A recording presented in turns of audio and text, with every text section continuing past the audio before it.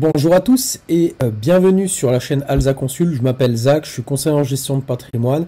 Je m'intéresse à tous les sujets, à l'économie de manière plus générale, au trading, aux investissements, crypto-monnaies, etc. etc. Et l'idée aujourd'hui, c'est à travers cette chaîne, c'est d'aborder un certain nombre de sujets, voilà, divers et variés autour de l'actualité économique et des investissements. Donc, je suis content d'être avec vous. Aujourd'hui, on va faire un petit focus en réalité sur le blé. Parce que, comme vous le savez, aujourd'hui, la crise en Ukraine a des conséquences. Il a des conséquences sur les matières premières, sur le gaz, sur l'électricité qui ne cesse d'augmenter, mais également sur tout ce qui est pétrole, gasoil, etc., etc. Mais aujourd'hui, on va faire un focus en réalité sur le blé. Pourquoi faire un focus sur le blé? Parce que la plupart des personnes ne se rendent pas compte des conséquences qu'il peut y avoir en réalité dues à cette guerre sur le prix du blé et donc quelles vont être en réalité ces conséquences-là.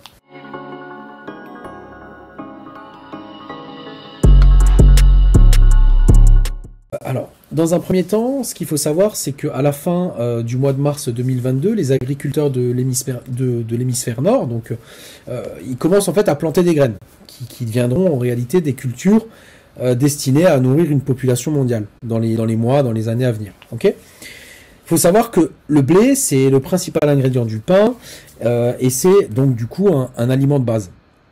Et c'est plus finalement qu'un simple ingrédient alimentaire. En réalité, le blé, c'est une denrée essentielle pour les populations et pour notamment aussi le gouvernement, puisque il est crucial en réalité de nourrir sa population. Et l'idée, c'est aussi pour les gouvernements un élément important pour éviter qu'il y ait des révolutions ou des personnes mécontentes qui, à un moment donné, sortent dans la rue et posent problème sur le plan de la gouvernance du pays. Et ce qu'il faut savoir, c'est que avec ce qui se passe en Ukraine, et là on va rentrer vraiment en réalité dans le vif du sujet, ce qui se passe en Ukraine, c'est que en réalité la Russie et l'Ukraine sont à eux deux en réalité le poumon, j'ai envie de dire, des exportations du blé dans le monde. Et comme on peut le voir en fait sur ce schéma, la Russie c'est le principal exportateur de blé dans le monde, c'est exprimé en millions de tonnes, et l'Ukraine est le quatrième ou cinquième pays en réalité à fournir du blé un peu partout dans le monde. En réalité, ce qui se passe, c'est que l'Ukraine est le quatrième exportateur, ou cinquième exportateur en fonction des schémas qu'on va aller voir, et celui-ci exporte jusqu'à 24 millions de tonnes. Et en réalité, le prix du blé, depuis que la Russie a envahi l'Ukraine, il a pris 70% depuis le mois de janvier. Et en parallèle de ça, si on regarde un petit peu ce qui se passe en France, sur le marché notamment de l'Euronext, bah, la tonne de blé rendue à Rouen se négocie à 412 € la tonne, ce qui est énorme. Donc plus 70% depuis début janvier. On a vu également, si on regarde un petit peu, j'ai envie de dire les graphiques, bah, que le prix du blé a atteint en fait un niveau stratosphérique, puisque le boisseau de blé en fait il a atteint 13,63 $. Il y a quelques jours, 2 semaines à peu près. Donc un pic hyper important.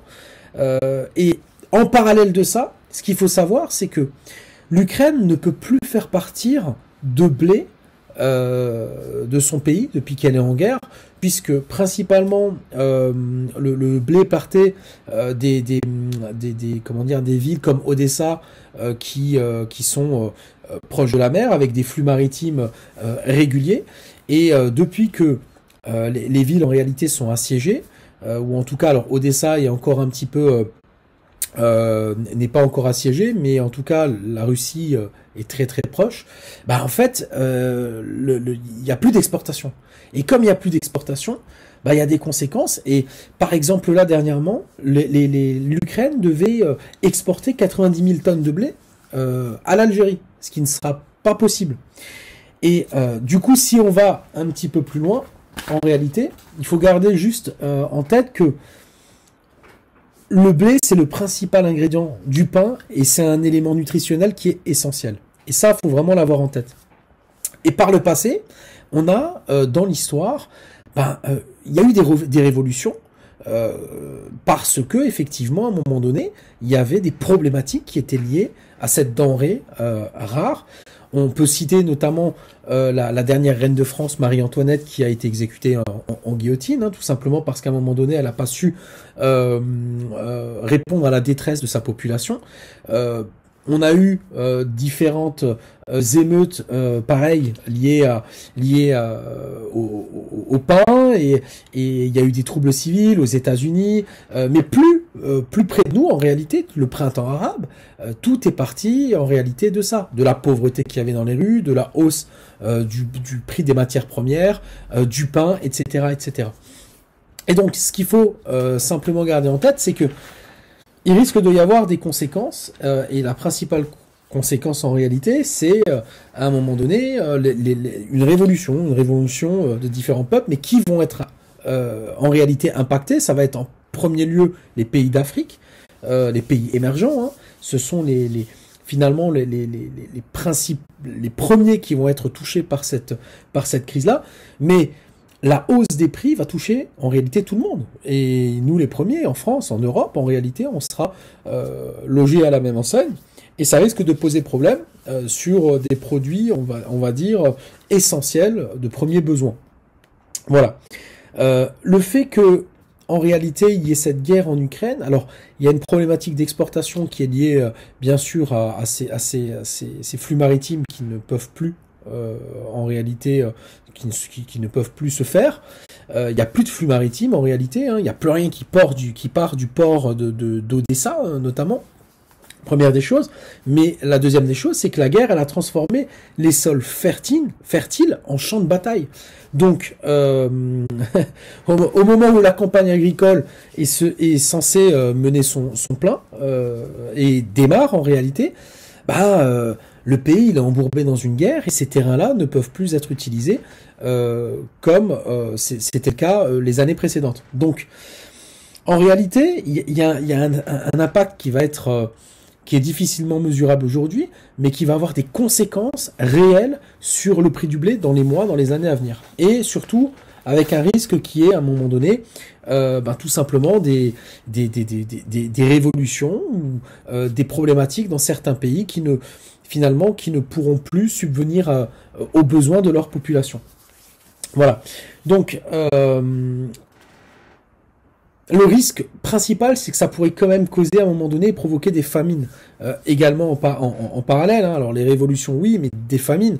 Et ça, c'est sûr que ça peut arriver. Ça peut arriver. On n'est pas à l'abri en réalité. Si ça continue comme ça et si le conflit s'éternise, parce qu'en fait, en réalité, ce qui se passe aujourd'hui, c'est qu'on est dans un conflit qui a l'air de s'enliser, et on le verra aussi au niveau des marchés financiers. On est un peu aujourd'hui dans une guerre de position. La Russie qui pensait faire une guerre éclair en Ukraine, finalement se rend compte que ça va être plus compliqué que prévu. Donc ils sont en train finalement de revoir un petit peu leur plan, éventuellement remettre l'essentiel de leurs troupes sur la partie est de l'Ukraine. Et ça pose problème. Ça pose problème parce que si ça s'éternise, en réalité, les prix du blé vont continuer en fait à monter progressivement. Et surtout, il y a un impact aussi parce que aux États-Unis et en Europe, les prix risquent de s'envoler et ils vont alimenter une inflation qui est déjà très élevée. L'inflation aujourd'hui aux États-Unis, elle est autour des 7-8%. En Europe, on est à 4-5%. En France, on est autour des 3%. Mais ça va continuer à augmenter. L'inflation, c'est la hausse des prix. Donc si à un moment donné, vous avez le gaz qui augmente, l'électricité qui augmente, le gasoil qui augmente, le pain qui augmente, les pâtes qui vont augmenter, enfin tout ce qui utilise en réalité du blé, toutes les matières premières en réalité augmentent, ça va poser problème. Ça va poser problème. Alors là, on est effectivement dans un pays où l'État essaie de mettre en place des solutions pour que ça n'ait pas de trop gros impacts sur la population.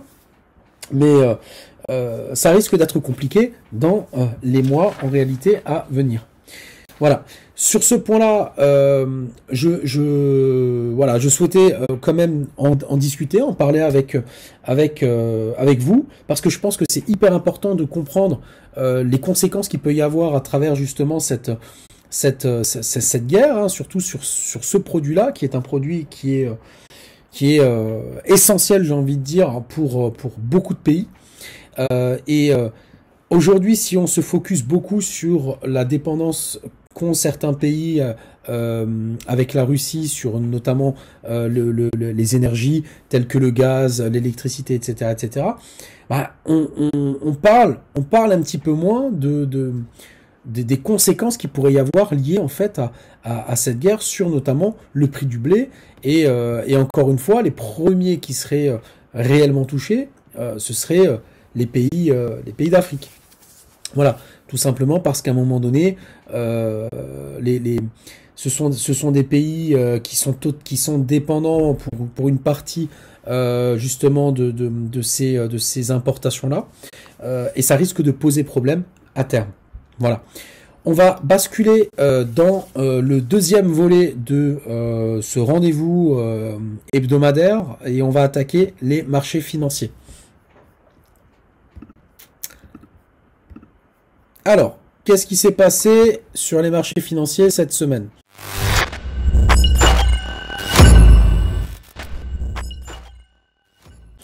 Alors, en réalité, comme j'ai pu vous le dire également, je suis quelqu'un qui fait du trading depuis maintenant quelques années. J'ai notamment eu la chance, alors je me suis bien évidemment formé et je trade régulièrement avec notamment un ami à moi qui est indirectement un peu mon mentor, puisque c'est quelqu'un avec qui m'a appris vraiment les tenants et les aboutissants du trading. Et aujourd'hui, l'idée c'est de faire une analyse un petit peu des marchés financiers, donc sur les principaux indices, sur éventuellement les matières premières également, jeter un œil et voir un petit peu où on en est. Alors aujourd'hui, sur tout ce qui est indice sur l'Allemagne, alors si on regarde en réalité en journalier, le fait qu'il y ait eu à un moment donné donc cette guerre en Ukraine, bah forcément ça a eu des conséquences sur les marchés financiers de manière générale, et sur le DAX notamment, puisqu'on a eu une baisse significative jusqu'à toucher un peu les 12 400 en réalité, avec un rebond juste derrière. Alors est-ce que ce rebond en réalité il va durer dans le je dirais que tout va dépendre de ce qui va se passer en réalité en Russie, puisqu'aujourd'hui comme on peut le voir ici, on a eu une semaine en réalité où on était dans un range en réalité, hein, un range, donc il s'est pas passé grand chose. Les fluctuations, elles étaient vraiment, il n'y avait pas de volatilité, ça perdait 150 points, ça reprenait 150 points, etc., etc. Et toute la semaine, ça a été comme ça. Donc difficile en réalité de trader, il n'y avait pas une grosse volatilité. Et ce qui se passe, c'est que là, comme vous voyez, on est dans un range, et ça peut, en réalité, on peut tracer, on pourrait tracer en réalité ce range, puisque hop, on est comme ça. Voilà. Donc en réalité, ce range-là, on peut soit sortir vers le haut, et du coup continuer à remonter, et on va rechercher les plus hauts. Soit, ce qui peut se passer aussi, c'est que le conflit s'enlise, c'est qu'il y a une intervention, par exemple, américaine, d'ailleurs qui a été très agressive vis-à-vis de la Russie, avec le discours de Joe Biden qui a notamment traité Vladimir Poutine de boucher. C'est un dictateur, ça c'est un fait, mais aujourd'hui, je pense que il est compliqué d'envenimer. Il ne faudrait pas envenimer les choses. Il ne faut pas oublier que la Russie est une puissance nucléaire et que certains discours pourraient éventuellement, à un moment donné, ne pas plaire à Vladimir et ça pourrait avoir des conséquences sur toute l'Europe. Donc, voilà, il faut faire attention, il faut prendre des pincettes, c'est pas évident. Bien évidemment, en plus une concertation qui est quasiment journalière, avec Emmanuel Macron qui parle à son homologue russe, avec les Chinois aussi qui parlent à la Russie, avec Israël qui parle avec la Russie, etc., etc. Et aujourd'hui, ça donne un petit peu l'impression, voilà, la Russie fait un peu ce qu'elle veut jusqu'à présent, puisque les Européens mettent en place des sanctions qui ont des conséquences sur l'économie russe. Voilà, mais ce ne sont pas forcément des conséquences qui vont mettre un pied à terre à la Russie. Aujourd'hui, il faudrait monter d'un cran, peut-être créer un embargo, avec par contre le risque derrière de ne plus être approvisionné en gaz, etc., etc. Voilà. Mais encore une fois, on voit que la semaine qui vient de se passer, en fait, elle a été relativement calme. Il s'est pas passé grand-chose. Ici, on peut voir, voilà, qu'on peut sortir vers le haut comme vers le bas. On peut aller chercher voir un petit peu ce qui s'est passé sur le marché américain en journalier. Donc là, on voit aussi cette fameuse reprise. On voit un espèce de canal descendant ici. Et en journalier, en fait, le cassage de la moyenne mobile ici avec pas mal de volume. Voilà, ici la moyenne mobile 20. Et surtout le cassage de ce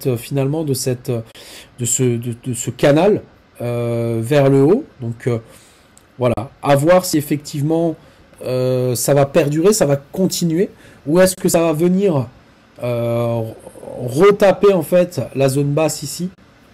Voilà, si effectivement ça devait s'éterniser, ça devait s'enliser, si aujourd'hui les problématiques liées au blé, liées au gaz, liées à toutes les matières premières qui n'arrêtent pas de flamber continuent, si la guerre continue, en réalité on va certainement rechercher les points bas ici à ce niveau-là pour éventuellement repartir à un moment donné vers le haut.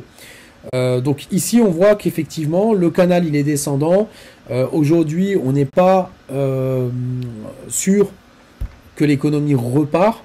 Ici c'est quand même un rebond qui est intéressant, puisqu'on voit effectivement le cassage de la moyenne mobile. On voit également que ici sur le RSI la zone 50 pareil a été cassée. Voilà, et aujourd'hui on est dans la zone supérieure du RSI, ce qui laisse en réalité, d'un point de vue technique, la possibilité que ça continue en tout cas à monter progressivement. Voilà. Sauf si à un moment donné un élément devait envenimer cette montée, et ça pourrait être effectivement comment je pourrais dire ça, le fait que le conflit monte d'un cran avec l'arrivée de Joe Biden et les discours qu'il pourrait avoir avec Vladimir Poutine. Si on regarde un petit peu plus près, ça on le verra tout à l'heure, mais par contre les valeurs de l'US Tech 100, donc les valeurs technologiques américaines, ici on voit qu'il y avait effectivement, donc d'un point de vue technique, sur un plan journalier, un biseau descendant. Voilà, on pouvait voir qu'on a eu une belle baisse. Alors sur le Nasdaq, c'est quand même assez rare de voir ça. Moi qui le trade maintenant depuis quelques temps, le Nasdaq ça monte. Généralement, c'est vraiment un marché qui monte énormément. Et là, depuis le mois de janvier, et c'est un peu partout pareil en réalité. Depuis le début du conflit, j'ai l'impression, voilà, il y a eu une baisse forcément qui a été significative, puisqu'on est passé de 16 500 pour aller toucher des points autour des 13 000, ce qui n'avait pas été le cas depuis quelques années en réalité sur ce marché-là. Et du coup, on voit qu'il y a une reprise ici, il y a une reprise, un peu comme sur le Dow Jones. On est sorti de ce biseau descendant par le haut en cassant vraiment avec force la moyenne mobile qui est juste ici. Voilà. Et bien évidemment, on a aussi cassé cette ligne hyper importante, cette zone neutre là, sur le RSI, avec effectivement aussi un volume qui était ce jour-là conséquent. Est-ce que ça va perdurer? Je pense que casser le biseau par le haut sur les nouvelles technologies, c'est une bonne chose. Ça veut dire quelque part que les investissements, que les investisseurs, excusez-moi, ont confiance, en tout cas reprennent confiance dans les valeurs, voilà, et se remettent à investir abondamment. Donc là, on va pas se voiler la face. Ici, c'était un point très très intéressant pour investir, hein, pour remettre des billes. Hein. Petit aparté, il faut savoir que une des bonnes pratiques, si vous avez des actions, si vous avez en place des placements, ça peut être un PEA, ça peut être des assurances vie, bah clairement, l'idée, dans un premier temps, c'est de patienter. Voilà, si vous avez des valeurs qui baissent, etc., bah, c'est de patienter, sauf si vous avez mis des SL, des stop-loss en place, où là, malheureusement, bah, vous allez perdre vos gains. Mais si vous êtes sur par exemple, sur une assurance vie avec certains fonds, etc., avec certaines actions, ou certaines actions sur un PEA, bah, en réalité, il faut patienter dans ces moments-là. Vous ne devez pas, c'est de la moins-value latente, vous ne devez pas en fait sortir à ce moment-là parce que vous perdez votre argent. Et ça, c'est dramatique parce que dans l'éducation financière, parce que notre métier, mon métier, c'est d'être conseiller en gestion de patrimoine et d'aider les gens en fait à créer du patrimoine. Donc c'est mon métier. Mais en réalité, il y a des bonnes pratiques qui peuvent vous éviter de faire des bêtises. Et aujourd'hui, quand vous êtes sur une moins-value latente, bah, il faut patienter. Et si vous avez des billes et que vous êtes capable de faire des analyses graphiques, investissez. Mettez, renforcez à ce moment-là sur des points stratégiques. Ici, on voit, quand on avait tracé le biseau, quand moi j'ai tracé le biseau, on voyait pertinemment que on était vraiment sur un biseau descendant. Alors, ce qu'il faut savoir quand vous tracez ce type de biseau-là, ce qui est hyper important, c'est pour qu'il soit en tout cas pertinent, il faut que ça touche plusieurs points. D'accord? Donc ici, on voit que ça a touché, ici ça a touché, ici ça a touché, ici ça a touché. C'est minimum 3 points si on veut à un moment donné qu'une ligne, une résistance ou un support soit légitime. D'accord? Donc on voit que ce biseau, il est plutôt légitime et on voit que pour sortir de ce biseau-là par le haut, il a fallu quand même qu'on ait un certain volume et que les gens, bah, du coup, rentrent à ce moment-là et mettent de l'argent. Donc, est-ce que ça va être durable? En tout cas, ce qui est sûr et certain, c'est que sur ce marché-là, qui est du coup à la hausse, qui repart à la hausse, bah, il est en totale corrélation, et on le verra tout à l'heure, avec le marché des crypto-monnaies, et notamment le marché de Bitcoin, avec le Bitcoin principalement, et on verra que l'US Tech 100 et les marchés, même l'US 500 en réalité, ils ont pour vocation d'avoir un rapport quand même assez, j'ai envie de dire, intimiste avec le Bitcoin. Voilà. Donc, c'est en tout cas moi ce que j'ai pu voir ces derniers temps. Le Bitcoin aussi, on voit que progressivement, ça peut devenir une valeur aussi éventuellement refuge. Parce que quand toutes les valeurs ont commencé à baisser, le Bitcoin, il était plutôt dans une zone un petit peu neutre, on le verra tout à l'heure, il avait baissé bien évidemment aussi, autour des 32 000, 33 000 dollars. Mais progressivement, il est quand même remonté au même titre qu'à un moment donné, si on prend les matières premières et on va faire un tour un petit peu sur l'or, ben on va voir que l'or là, hop, on va passer sur du journalier.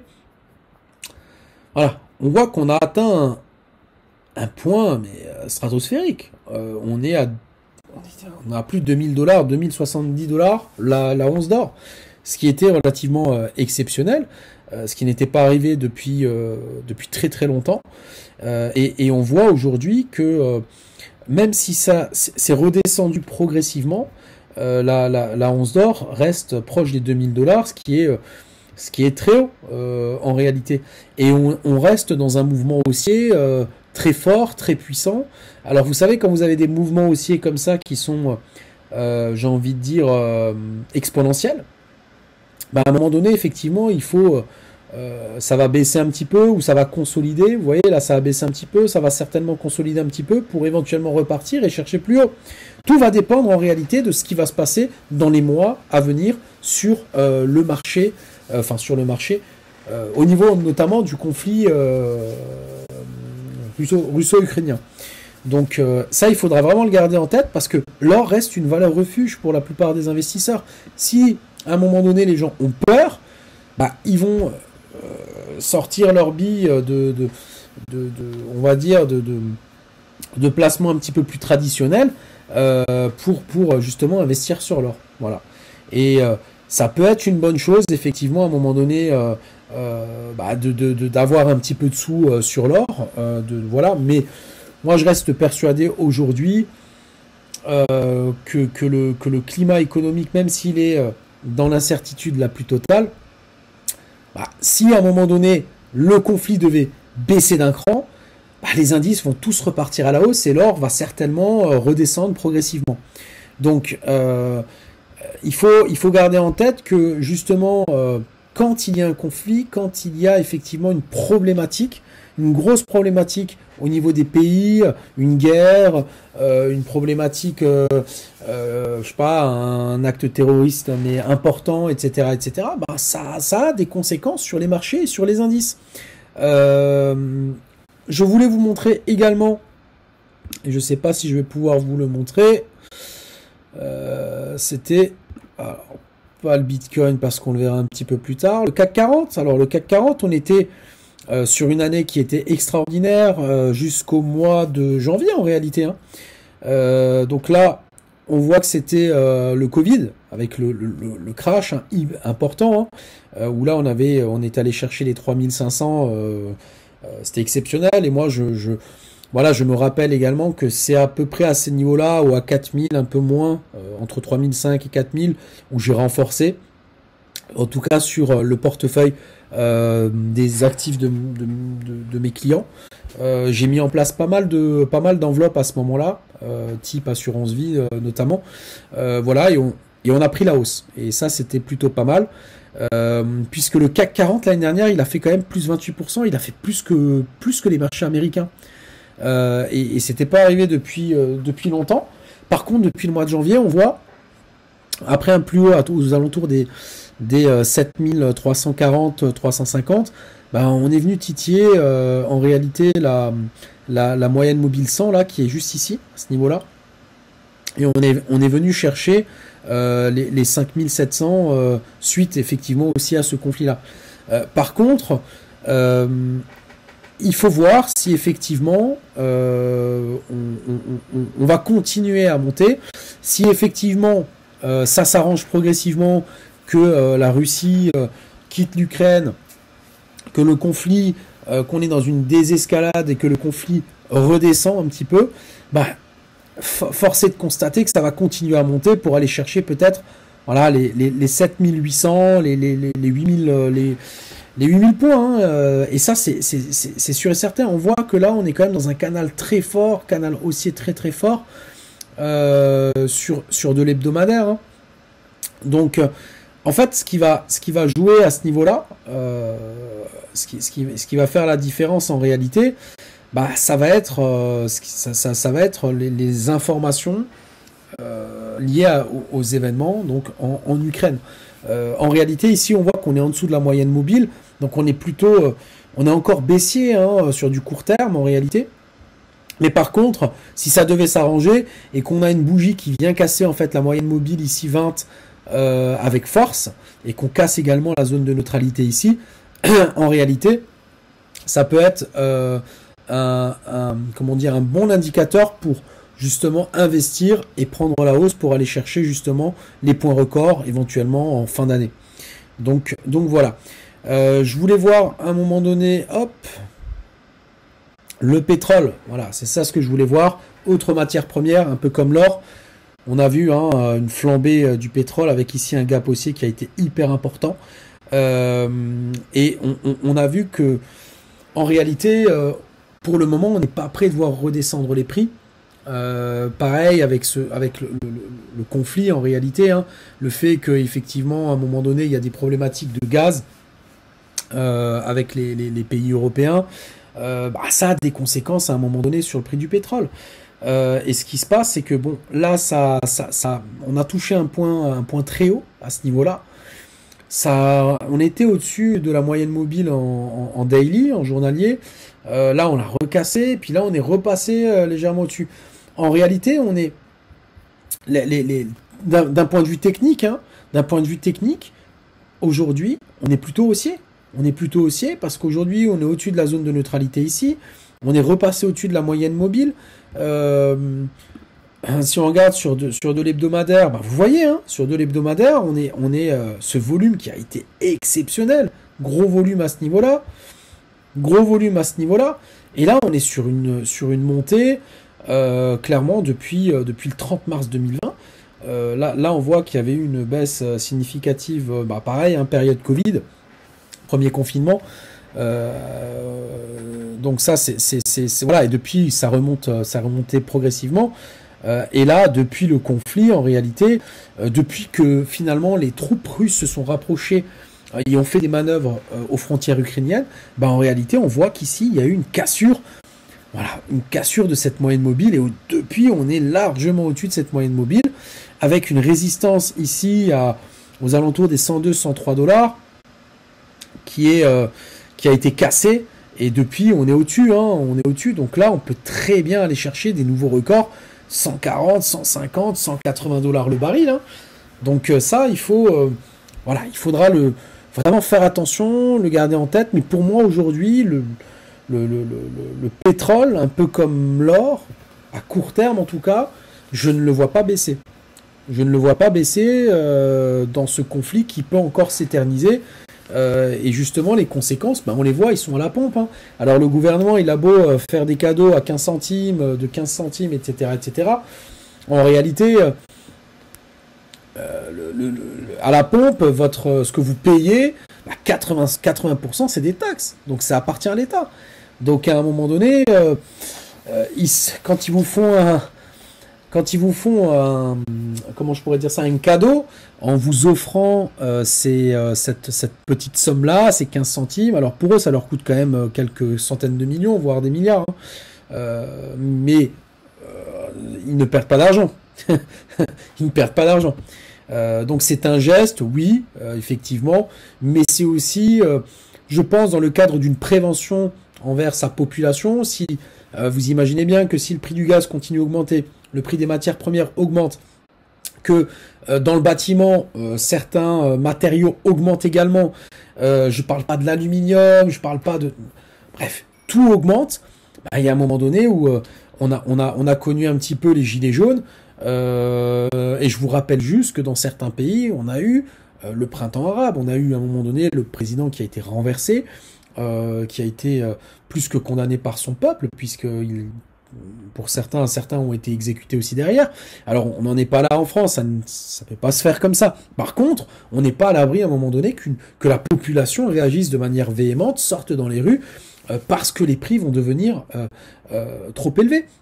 Voilà, et on le voit aussi sur d'autres marchés, notamment sur le marché de l'immobilier, où là, bien évidemment, on a des prix qui commencent à atteindre des plafonds super élevés, hein. Alors, j'ai également la carte T, donc je travaille également dans la transaction, je fais de la vente, je suis là avec une casquette d'agent immobilier, mais je reste conseiller en gestion de patrimoine. Mais en réalité, ce que je constate, c'est que un 2 pièces, moi je suis de Strasbourg, un 2 pièces qu'on pouvait acheter il y a quelques années autour des 130, 140 000 euros, aujourd'hui il faut 200, 220 000 minimum. Sinon vous n'achetez pas votre 2 pièces. Donc oui, à un moment donné, il y a des limites. Oui, à un moment donné, il y a de l'inflation. Et justement, le rôle de la Banque Centrale Européenne et de la Fed, notamment, c'est un petit peu de jouer sur les taux d'intérêt pour augmenter légèrement les taux d'intérêt, pour contrer un petit peu l'inflation. Et en gros, quand vous allez faire votre crédit, les taux vont augmenter progressivement. Et une fois que les taux vont remonter, seront autour de 1,80, 2,5%, il y aura peut-être moins de personnes qui vont qui vont vouloir acheter. Même si aujourd'hui, à 2%, ça reste un taux entendable. Faut pas oublier qu'il y a quelques années, on était à 4, 5, 6%. Donc, c'est un levier sur lequel aussi les gouvernements vont devoir travailler. Mais ce qu'il faut bien comprendre, c'est qu'aujourd'hui, on est dans une phase où tout augmente. Et si aujourd'hui, le gouvernement ne fait rien, il risque à un moment donné, de devoir faire face à une population qui va monter au créneau de manière agressive, véhémente, comme on a pu le voir avec les Gilets jaunes, et on ne sait pas où ça peut se terminer. Il y a aussi les élections là. Donc aujourd'hui, si Emmanuel Macron veut être réélu, il faut aussi qu'il prenne en compte tous ces éléments-là, parce que sinon, il va droit dans le mur. Et aujourd'hui, ses opposants politiques l'ont bien compris et surfent un petit peu aussi à ce niveau-là. Donc Emmanuel Macron aujourd'hui a une posture de président et dans ce conflit-là, il a montré qu'il était capable d'avoir de la poigne, il est capable aussi de conserver une certaine diplomatie avec le Kremlin. Mais par contre, à côté de ça, ses opposants politiques voient aussi des portes d'entrée où justement ils peuvent juger j'ai envie de dire, de la politique qu'il mène. Il suffit à un moment donné que voilà, les prix augmentent et il dit voilà que moi, si j'arrive au pouvoir, je vais faire ci, je vais faire ça, etc., etc. Donc vous voyez très bien que le climat géopolitique qui se passe là actuellement en Ukraine et en Russie, ça a un impact sur les marchés financiers, ça a un impact sur le marché national, sur les prix finalement des matières premières, sur le pétrole, sur le gaz, sur l'électricité, sur les matières premières dans le bâtiment, etc., etc. Donc tout ça, en réalité, on va voir comment ça va finalement se décanter de semaine en semaine. Et c'est aussi pour ça que j'ai créé cette rubrique-là. C'est tout simplement pour qu'on puisse, à un moment donné, faire un point, voir ce qu'il faut faire, pas faire, et les bonnes pratiques et les plus mauvaises pratiques. Voilà. Mais moi, comme je vous le dis, je pense qu'aujourd'hui, on est en tout cas sur les indices boursiers, on est dans une période où il se passe pas grand-chose. Il y a pas une très grande volatilité. Dire si ça va monter ou descendre, ça va tout simplement dépendre aussi de ce qui se passe en Europe. Et ça va avoir des conséquences forcément dans les semaines qui viennent. Alors, soit à un moment donné, ça perdure dans le temps et il y a une intervention de l'Europe ou de l'OTAN à un moment donné parce qu'ils n'ont pas eu d'autre choix et qu'on rentre dans une troisième guerre mondiale. Et alors là, pour le coup, c'est l'hécatombe et tout peut chuter.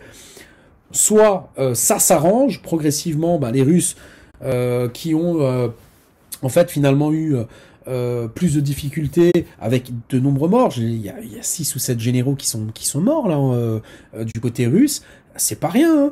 Hein. Quand vous engagez 100 000 hommes et que vous en perdez 10 000, en réalité, même s'ils disent officiellement qu'ils n'ont perdu que 1000 ou 1500 ou 2000, les pertes sont beaucoup plus élevées. Et ça, tout le monde le sait. Et je pense qu'à terme, comment je pourrais dire ça, l'évolution en réalité des marchés financiers vont dépendre de ce qui va se passer là-bas, tout simplement. Je fais juste une aparté sur les semaines à venir, parce qu'en fait, cette semaine, si vous voulez, dans le calendrier en réalité économique, il va se passer des choses. Donc il faut garder en tête que cette semaine, il y a pas mal de choses dans le calendrier économique. Alors, je suis en train de regarder avec vous. Donc, on a donc mardi, en réalité, donc à 16h du côté américain, on va avoir le rapport du Conference Board sur la confiance des consommateurs. Donc il faut être attentif à ça. Ça peut avoir un impact effectivement sur la bourse et notamment sur le Dow Jones.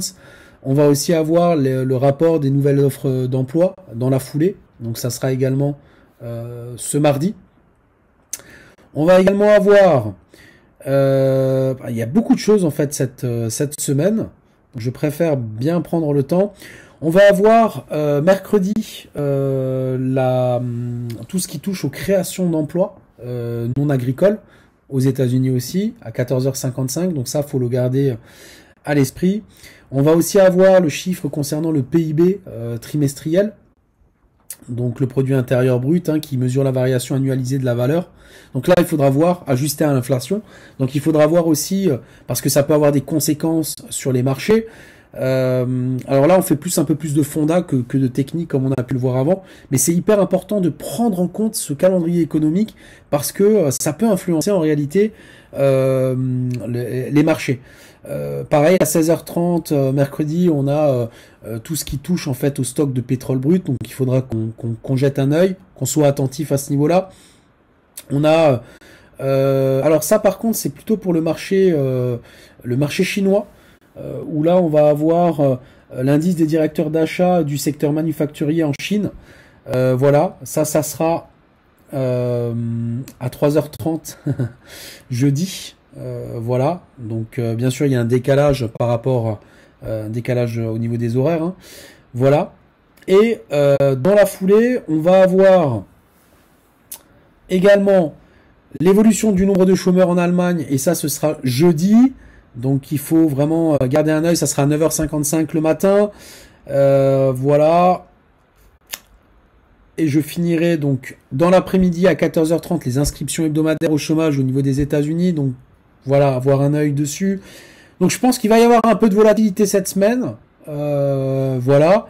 Et couplé en réalité à tout ce qui peut se passer donc en Ukraine, il faut bien garder ça en tête, c'est-à-dire que en réalité ces chiffres-là peuvent avoir une incidence sur effectivement la volatilité. Voilà, si les chiffres sont plutôt positifs, ça peut monter, s'ils sont négatifs, ça peut baisser. Mais en parallèle de ça, il faut aussi garder en tête que ces événements-là, voilà, peuvent impacter en réalité comment dire, peuvent impacter en fait les marchés. Il y aura également donc du coup vendredi à 9h55 tout ce qui touche à l'indice des directeurs d'achat, mais cette fois-ci du secteur manufacturier allemand. Donc il faut ça sera vers 9h55. Donc gardez en tête un petit peu ces éléments-là, c'est hyper important. Voilà. Et on aura aussi au niveau de la zone euro les indices de prix à la consommation. Ça, ce sera vendredi prochain. Je pense qu'on a à peu près fait le tour. Voilà, on aura aussi le taux de chômage vendredi prochain, 14h30. Donc, cette semaine-là, il y a pas mal de choses, pas mal d'éléments. Il faut vraiment garder ça en tête.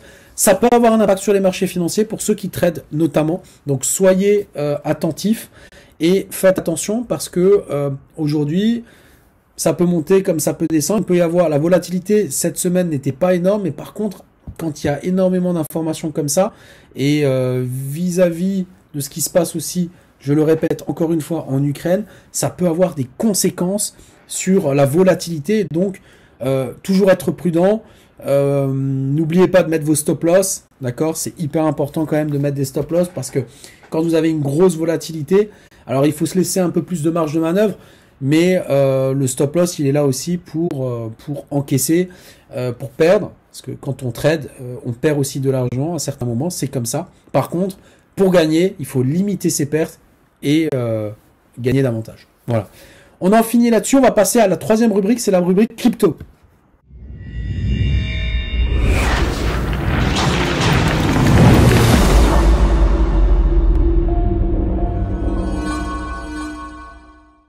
De retour sur le marché des crypto-monnaies. On va d'abord faire un petit focus notamment sur le Bitcoin. Donc comme on peut le voir aujourd'hui sur le marché du Bitcoin, on est dans un range depuis maintenant plusieurs mois. Donc le range, on voit bien, là on est sur du journalier. On voit que j'ai tracé un rectangle à ce niveau-là. Il y a deux choses qui sont possibles. Soit on casse cette zone et cette grosse résistance à 45 000 $ pour aller chercher les plus hauts et aller chercher des records. Soit effectivement ça échoue une nouvelle fois et on va redescendre et on va rester dans ce range qui va se prolonger. Voilà. Ce qu'il faut savoir, c'est que au niveau des indicateurs, aujourd'hui, il y a pas mal d'indicateurs qui sont, j'ai envie de dire, positifs pour le Bitcoin. On voit ici que la zone de neutralité, en fait, sur du daily, a été clairement cassée. Donc là, on est vraiment dans la bonne zone, en réalité. On voit que voilà, il y a quand même un peu de volume, bien évidemment. Alors, il va falloir un peu plus de volume pour casser justement cette zone des 45 000. On voit aussi que sur l'indicateur du MACD, on voit que potentiellement, donc c'est en train de s'inverser. Donc ça, c'est aussi un signe qui est très important et qui va peut-être aussi, qui montre peut-être aussi les prémices justement du cassage de cette résistance-là, qui est une grosse résistance en réalité. Euh, voilà. Et on peut voir si on fait on peut faire un zoom hein, en réalité. Hop, si on regarde sur du 30 minutes, voilà, on voit vraiment un range. C'est vraiment un range, voilà, ça stagne. Euh, Ça peut perdurer, hein, ça peut encore continuer un petit peu, mais aujourd'hui, on a quand même des signaux qui sont vraiment très positifs pour le Bitcoin. Donc, en plus de ces signaux-là, d'un point de vue technique, on a des nouvelles qui vont forcément j'ai envie de dire, dans le bon sens. On a notamment un vote qui a échoué il y a à peu près 2 semaines sur le plan européen. Vous savez, ils avaient voté à un moment donné la possibilité de supprimer le protocole POW, donc preuve de travail. Pourquoi? Parce qu'en fait, il y a des problématiques environnementales, de consommation, etc., etc. Mais que nenni, ça n'a pas été voté. Donc pour le coup, c'est plutôt positif pour le marché des crypto-monnaies, de la blockchain et du Bitcoin de manière générale.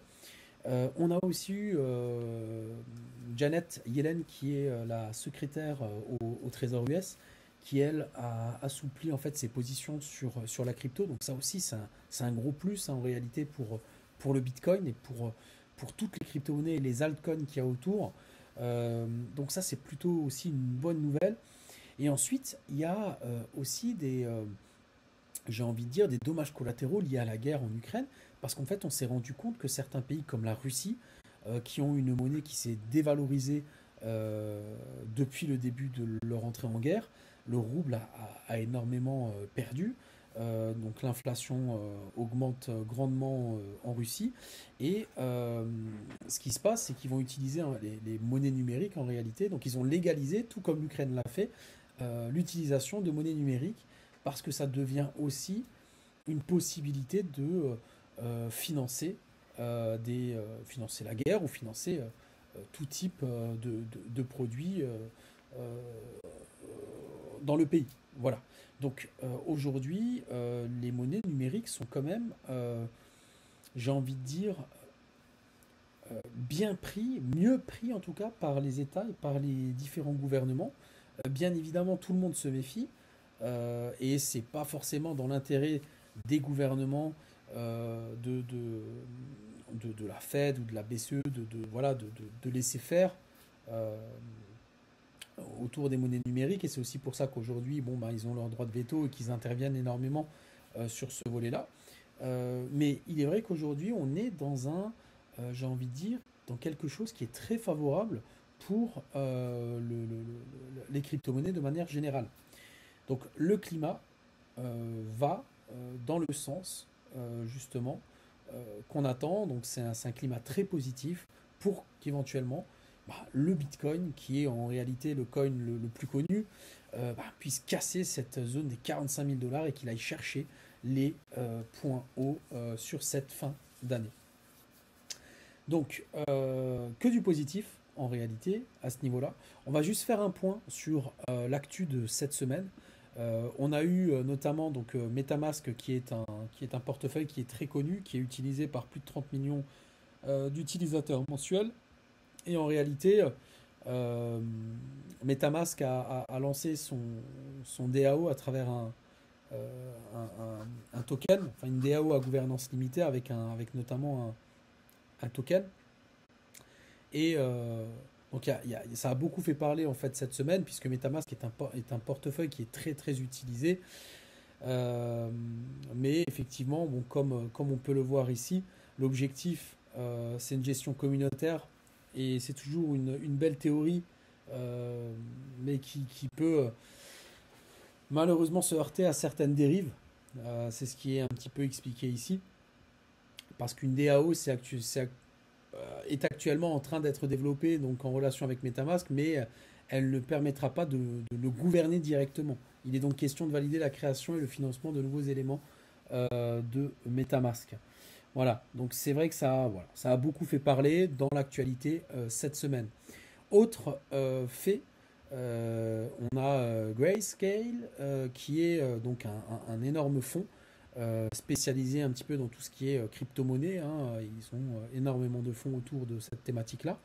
Et, euh, et en fait, ça a fait beaucoup jaser, tout simplement parce qu'en fait, ils ont créé un fonds qui est composé de 7 Ethereum Killers. Euh, et donc, dans ces 7 Ethereum Killers, vous allez retrouver notamment le Cardano, le Solana, Avalanche, Polkadot, euh, Polygon, Algorand et Stellar. Donc, c'est vraiment du lourd. C'est clairement j'ai envie de dire, des blockchains qui fonctionnent différemment de l'Ethereum. Bon, après son nom, hein, Ethereum Killer, donc ça veut tout dire, puisque ce sont des blockchains qui fonctionnent un peu différemment, qui vont fonctionner peut-être un peu plus vite, qui vont gérer un peu plus de transactions, etc., etc., et qui vont coûter surtout moins cher au niveau des fees, au niveau des taxes. Donc voilà, en tout cas, ça a aussi bien fait le buzz. On retrouve également le Time Magazine qui prévoit d'accepter en fait l'Apecoin pour ses abonnements numériques. Et ça, c'est plutôt pas mal. Alors, l'Apecoin, c'est en fait le token du Bored Ape Yacht Club. Vous savez, c'est en réalité là, les NFT avec les singes, etc., qui coûtent hyper cher. Bah, en réalité, le Time Magazine bon, prévoit d'accepter prochainement justement ce token-là pour le paiement de ses abonnements numériques. Donc ça, c'est plutôt aussi cool. C'est des projets qui se développent et qui surprennent aussi, hein. Cette semaine, ça a beaucoup discuté autour de cette thématique-là. On a eu également le Paris Saint-Germain, alors pour les fans de foot, qui intègre officiellement le métaverse. Et en gros, il y a pas mal d'NFT qui sont prévus. Euh, c'est ce qu'on a pu voir en réalité. Ils ont déposé officiellement leur marque dans le métaverse et l'objectif, il l'explique ici, il est double, c'est se protéger contre la contrefaçon sous forme d'NFT et de proposer leur propre collection de contenu audio-vidéo vestimentaire. C'est le premier club qui se lance réellement dedans. Voilà, donc pourquoi pas, à voir, à creuser. Euh, Autre chiffre très très important, on sait que Cardano est repassé au-dessus des 1 dollar ces dernières semaines. Et Cardano a fait fort parce que en réalité, en 12 heures, 1,5 milliard d'ADA ont été mis en stacking. Donc c'est énorme, c'est juste énorme. Pour vous donner un équivalent, ça représente, je crois, 74% 74% des jetons ADA qui sont désormais stackés sur la chaîne. C'est juste énorme. C'est incroyable. Mais après, ça fait vraiment plaisir parce que c'est un projet sur lequel beaucoup de personnes ont misé depuis le départ. Il y a eu des hauts, il y a eu des bas. À un moment donné, on a même cru qu'on allait le perdre. Euh, mais ADA est toujours là, Cardano est toujours là. Et ce qui est bien, enfin, je veux dire, c'est quand même un nouveau record, hein. On avait rarement vu ça. Voilà, on, on verra ce que ça donne, mais en tout cas, c'est une très très bonne nouvelle pour Cardano.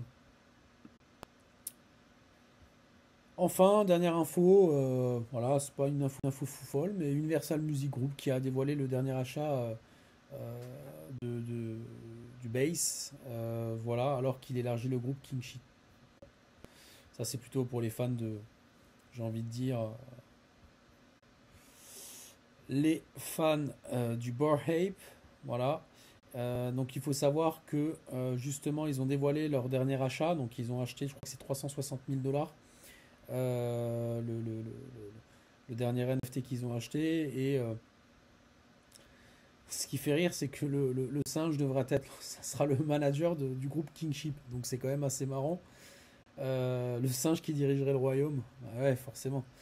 Donc ils ont acheté donc comme c'est indiqué ici, hein, un nouveau base NFT avec le numéro 5537. Et c'est le dernier ajout au groupe Metaverse, hein. C'était bien évidemment, vous l'aurez compris, c'est pas le premier, ce sera certainement pas le dernier, mais ça a beaucoup fait parler sur la toile. Voilà. Donc c'était toutes les infos sur l'actualité en réalité des crypto-monnaies cette semaine. Donc on fera un point chaque semaine sur ce qui s'est passé. Euh, voilà, et en espérant que justement la semaine prochaine, on puisse faire un focus sur justement le Bitcoin et le cassage de cette fameuse résistance à 45 000 dollars qui va propulser tous les altcoins vers le haut et en espérant rentrer dans un nouveau cycle de bull run. Voilà. Je vous dis à la semaine prochaine. J'espère que, que cette vidéo vous aura plu et je vous souhaite un excellent fin de week-end.